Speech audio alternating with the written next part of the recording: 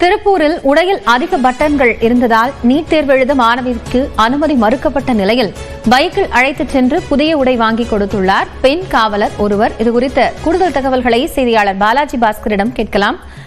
பாலாஜி, இப்போ அந்த பெண் தேர்வு மையத்திற்குள் அனுமதிக்கப்பட்டிருக்காங்களா மாற்று உடையில? பெண் காவலர் யார்? சம்பவம் குறித்து சொல்லுங்க. காயத்ரி, அதாவது திருப்பூர் மாவட்டத்தில் இன்று 7 மையங்களில் நீட் தேர்வானது நடைபெற உள்ளது. 3212 பேர் தேர்வு எழுதுகின்றனர். 7 மையங்களில் தற்போது தாராபுரம் சாலை, பெருமாநல்லூர், திருப்பூர் என பல்வேறு இடங்களில் நடைபெற்று வரக்கூடிய இந்த தேர்வுகளில் திருமுருகன் பூண்டி பகுதியில் அமைந்திருக்கக்கூடிய தனியார் கலை அறிவியல் கல்லூரியில் நீட் தேர்வுக்கான மையம் அமைக்கப்பட்டுள்ளது.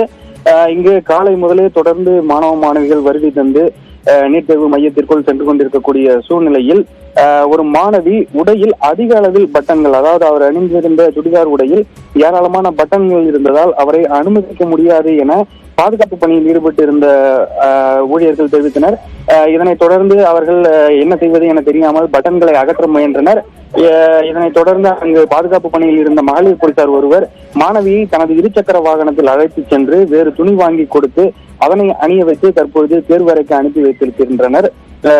உடனடியாக யோசித்து மகளிர் போலீசார் ஒருவர் அந்த மாணவிக்கு உதவி செய்த சம்பவமானது தற்பொழுது இங்கு ஒரு பாராட்டுக்களை பெற்றிருக்கிறது. காயத்ரி, நன்றி பாலாஜி, விவரங்களை வழங்கியமைக்காக.